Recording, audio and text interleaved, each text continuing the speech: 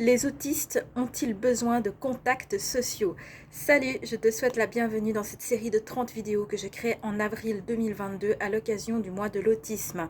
Moi c'est Maud, j'ai 35 ans, je suis coach psychospirituel et je suis également une personne avec autisme. Je fais cette vidéo parce que récemment j'ai lu en fait sur internet un commentaire qui disait grosso modo, c'était dans un groupe Facebook sur les jeux de société, qu'il fallait pas donner de jeux collaboratifs à des autistes parce que soi-disant ce serait le pire choix pour eux ou pour elles et qu'il n'y aurait pas de mal à ne pas avoir envie de contacts sociaux. J'avais envie de rebondir sur ça parce que en fait j'ai trouvé que c'était une phrase très intéressante parce qu'elle démontre en fait une très très grande méconnaissance de l'autisme et énormément de préjugés, et je me suis dit en fait que c'était possible qu'il y ait d'autres personnes parmi les personnes qui me regardent qui puissent avoir ce type de préjugés, et c'est pourquoi j'ai du coup eu envie d'en parler. Alors déjà pour commencer, prétendre que les autistes n'ont pas besoin de contacts sociaux ou qu'ils n'ont pas envie d'en avoir sous prétexte qu'ils passent souvent beaucoup de temps isolés, c'est à peu près du même niveau que prétendre que les autistes n'ont pas d'émotions sous prétexte que la façon dont ils manifestent corporellement leur ressenti intérieur, ça ne correspond pas aux critères que vous autres neurotypiques vous avez envie de voir. Donc ça démontre de l'ignorance, et ce qui est le plus grave, c'est que ça peut potentiellement invisibiliser une certaine forme de souffrance. Donc c'est pour ça que pour moi ce type de préjugés, c'est très important de les lever. Donc pourquoi est-ce que ce genre de préjugés existe? Donc pour parler un peu de ça, je pense que je vais remonter un petit peu par rapport à mon enfance et à la façon dont je me suis développée quand j'étais petite enfant. Donc quand j'étais bébé, j'arrive pas à dire jusqu'à quel âge à peu près, peut-être jusqu'à 1, 2 ans, peut-être 3. C'était facile pour moi d'avoir des contacts sociaux, et pour autant que je m'en souvienne, j'étais souvent en train de jouer avec d'autres enfants. Et en fait, plus j'ai grandi, et plus le fait d'entretenir des liens sociaux c'est devenu compliqué, et plus en fait ces liens sociaux se sont progressivement raréfiés. Euh, donc déjà, ça a commencé à devenir compliqué pour moi. Je dirais que la grosse frontière pour moi, ça a vraiment été l'entrée à l'école enfantine. Et ça a été provoqué en partie parce que je m'en suis pris plein la figure. En fait, disons qu'en termes de harcèlement scolaire, ça a commencé à peu près à l'école enfantine et ça s'est terminé à peu près à la fin du cycle. Je peux donc dire que j'ai été harcelée à peu près de mes 6 à mes 16 ans, avec de temps en temps des épisodes qui étaient plus ou moins sévères. Donc souvent les enfants autistes sont déjà d'une extrême sensibilité, et ensuite ils comprennent pas toujours tout ce qu'on leur dit au niveau de certains types de consignes, au niveau de certains sous-entendus qui sont difficiles à comprendre pour nous. Et il y a aussi parfois un certain retard au niveau du développement émotionnel. Donc pour ma part, en tant que personne à haut potentiel intellectuel, j'avais facilement les connaissances et les capacités de langage d'une enfant qui était plus âgée, mais en termes de développement émotionnel, j'avais quand même un certain retard qui était ce qui faisait qu'en fait, émotionnellement, j'ai toujours été développée en fait avec 2-3 années de retard par rapport aux personnes du même âge que moi. Donc ça a fait que ma différence, très rapidement, elle a commencé à devenir visible. Et plus je grandissais, et plus cette différence est devenue de plus en plus visible. Ce qui a fait que pour moi, ça devenait de plus en plus compliqué d'établir des rapports sociaux avec les gens, parce que probablement je commettais assez régulièrement des maladresses. Et comme on ne m'expliquait pas que c'était des maladresses, mais que plutôt on préférait m'assommer de reproches, m'humilier en public ou ce genre de choses, et ben c'était compliqué pour moi d'apprendre parce que personne ne venait m'expliquer que ce que je faisais, peut-être qui pouvait en tout cas heurter les neurotypiques, c'était pas de la mauvaise volonté et pas de la méchanceté et pas de l'insolence, mais que c'était simplement une mauvaise compréhension, et que peut-être si on m'avait simplement expliqué mes difficultés, eh bien j'aurais pu m'améliorer beaucoup plus vite. Mais comme on préférait ne rien m'expliquer et plutôt m'humilier en public, me gronder, me dire que j'étais une mauvaise fille et me dévaloriser de toutes les manières possibles, forcément déjà mon estime de moi a beaucoup diminué. Deux, il y a beaucoup de blessures en fait que j'ai dû soigner par la suite qui se sont implantées dans l'inconscient. Et trois, j'apprenais pas parce qu'on ne m'expliquait pas. Donc les rapports sociaux, très vite, c'est devenu compliqué. Et chaque fois que je m'approchais des autres enfants, donc j'essayais de me faire des contacts, sauf que déjà, je n'y arrivais pas, et deux, dans la plupart des cas, ces contacts se soldaient par je me faisais harceler, je me faisais jeter des cailloux, je me faisais insulter, je me faisais humilier, bref, je me faisais rejeter, moquer de toutes les manières possibles et imaginables. Et ce type de contacts sociaux, en fait, c'est pas particulièrement agréable à avoir, ce qui fait qu'au bout d'un moment, eh bien, tout simplement, j'ai fini par ne plus essayer et donc je me suis un peu isolée.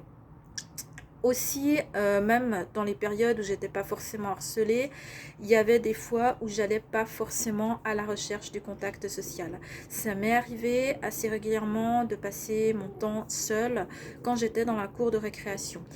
Et même dans les périodes qui en termes de harcèlement étaient un peu plus calmes et où j'étais un peu moins rejetée par les autres, pour autant je n'allais pas forcément au contact des autres. Pourquoi ça?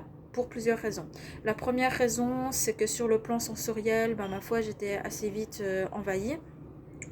Ce qui faisait que régulièrement, et c'est le cas encore à l'heure d'aujourd'hui, j'ai besoin de moments de pause, j'ai besoin d'isolation, que ce soit sur le plan social ou juste sur le plan sensoriel, c'est-à-dire le fait de me mettre dans une pièce qui est calme et où il y a un peu moins de stimuli pour réussir à revenir dans mon centre et à me réaligner avec moi-même. Donc ça m'est arrivé, je pense, plusieurs fois de le faire dans la cour de récréation. Et à l'époque, évidemment, j'y réfléchissais pas dans ces termes-là, mais instinctivement, je le faisais parce que c'était ce dont j'avais besoin. La deuxième raison, c'est que ça m'arrivait facilement d'avoir mon attention qui soit absorbée par autre chose qui me nourrissait tout autant que des contacts sociaux avec des humains. Et ça pouvait être par exemple des animaux. Je me souviens que dans la cour primaire, dans la cour de l'école primaire où j'allais, il y avait parfois des chats qui passaient ou parfois il y avait des oiseaux à observer. Et comme à l'époque, les animaux c'était un de mes intérêts particuliers, et forcément ça attirait mon attention et je pouvais vraiment passer toute ma récré à caresser le chat et me nourrir sur le plan affectif autant que si j'avais passé du temps avec des camarades de classe qui auraient été sympas avec moi. Ou alors s'il y avait un élément nouveau à regarder dans la cour, par exemple qu'il y avait un dessin ou quelque chose comme ça pouvait aussi absorber mon attention.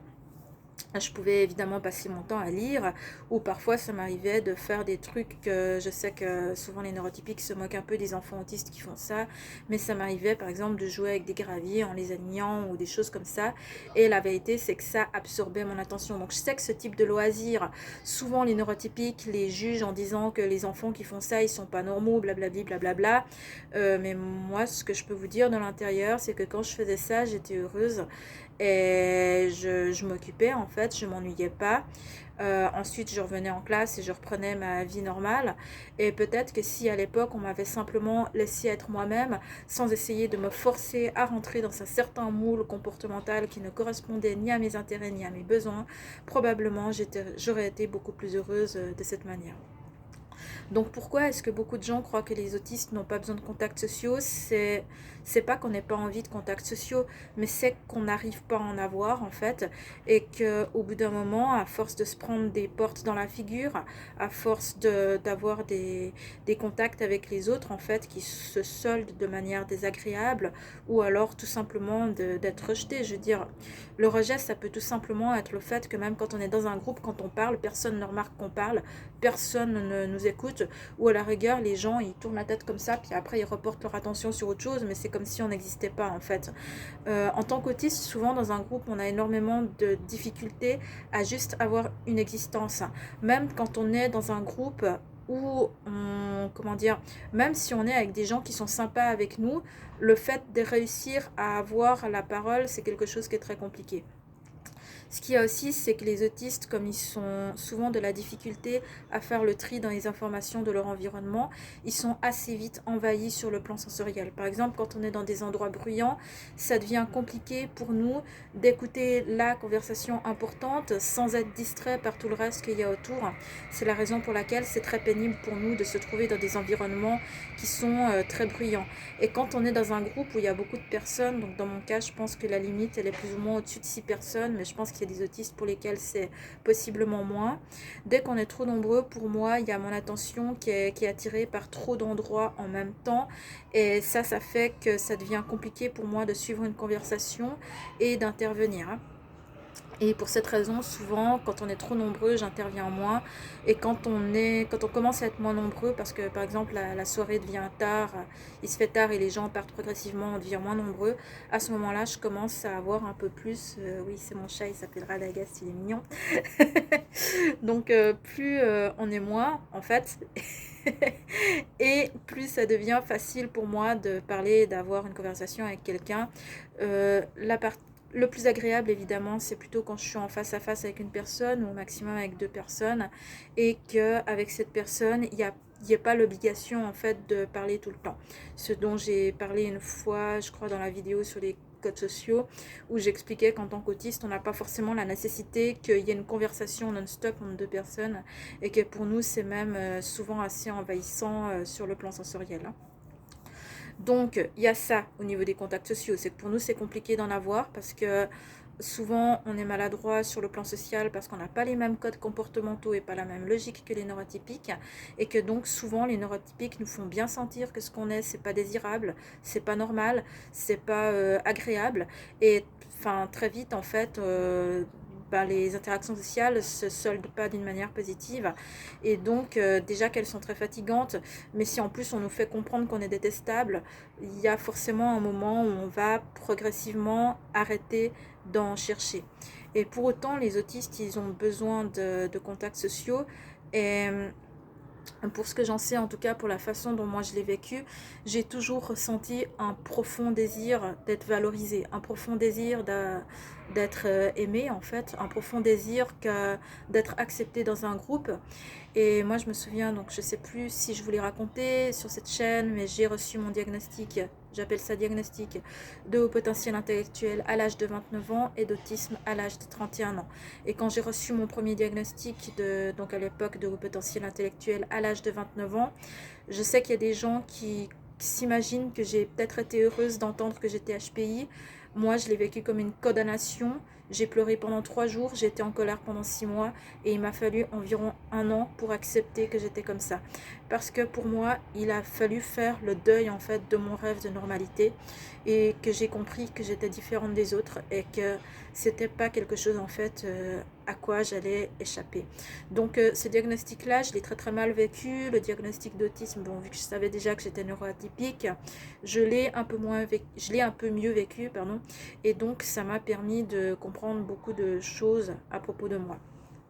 Donc pour en venir à comment est-ce que moi j'ai vécu ce désir de contacts sociaux qui n'a jamais été rempli parce que les neurotypiques m'ont toujours rejeté, c'est vraiment comme ça que je le formule.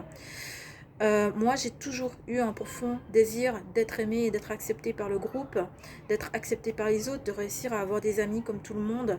Et ça, c'est quelque chose qui est jamais arrivé et qui m'a jamais été donné parce que simplement, on m'a toujours fait comprendre que ce que j'étais, c'était pas normal. Et au bout d'un moment, c'est devenu plus simple pour moi d'arrêter de chercher des contacts sociaux plutôt que de faire des efforts disproportionnés pour au final être détesté quand même. Donc ensuite, plus tard, vers 28-29 ans par là, j'ai commencé à lire énormément de livres sur le langage non verbal, sur le mentalisme, sur la PNL et ce genre de choses, pour réussir à imiter les codes sociaux en fait des autres gens. Donc ça, c'est un travail que j'ai fait vers l'âge de 29-30 ans et j'avais, sauf erreur, j'étais proche de la trentaine la dernière fois qu'on m'a dit que mon regard dérangeait quelqu'un lors d'une conversation parce que je regardais la personne pas de la bonne manière.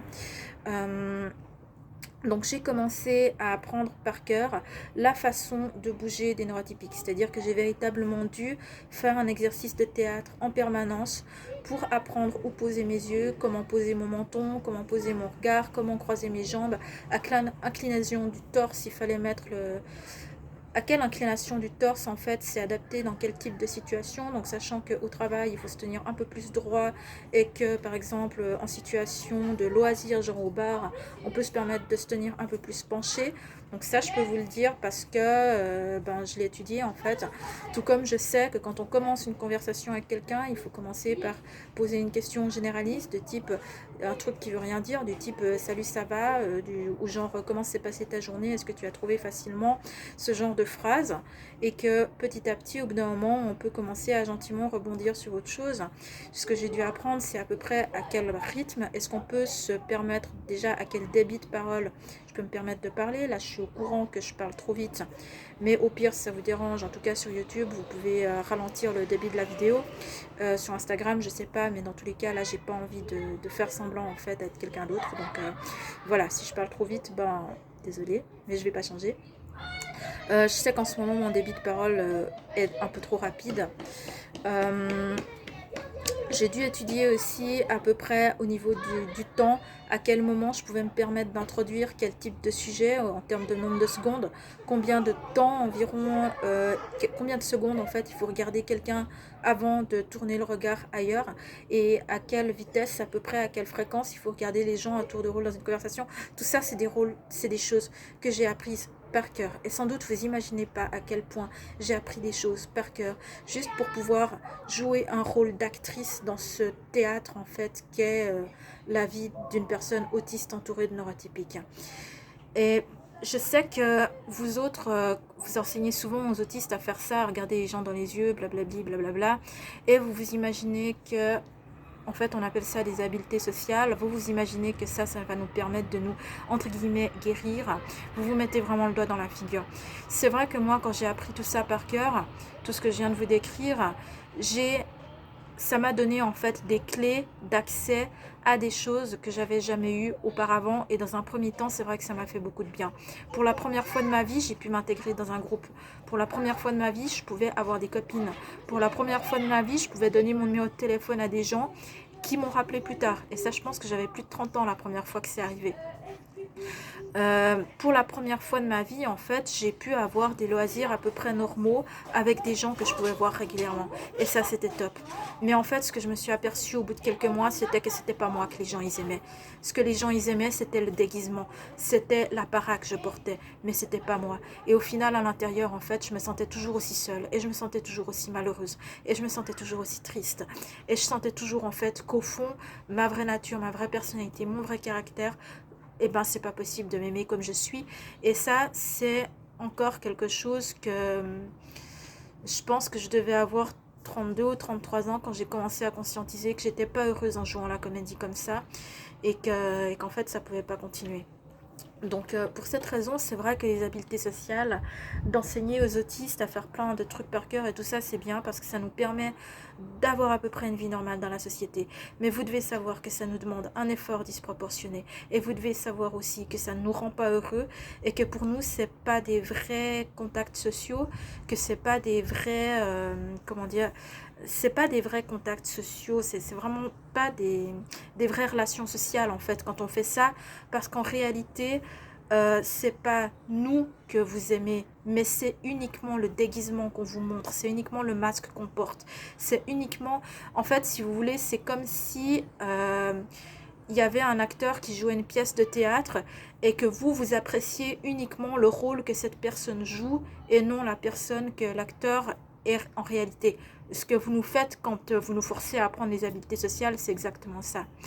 Euh, donc pour cette raison, les autistes, ils ont un vrai besoin, non seulement d'avoir des contacts sociaux, mais surtout d'avoir des contacts sociaux où on a le droit d'être nous-mêmes sur le plan authentique, où on aurait le droit d'être nous-mêmes avec notre manière un peu cash de dire les choses, notre manière très franche, notre manière très directe, aussi où on n'aurait pas le droit de se plier à toutes ces simagrées du type faire la bise et tout ça qui sont assez violentes pour nous, en fait, vraiment des relations sociales où on serait respecté comme on est et où on aurait le droit d'être nous-mêmes.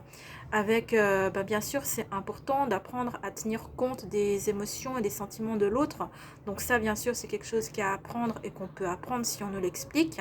C'est en aucun cas une incapacité.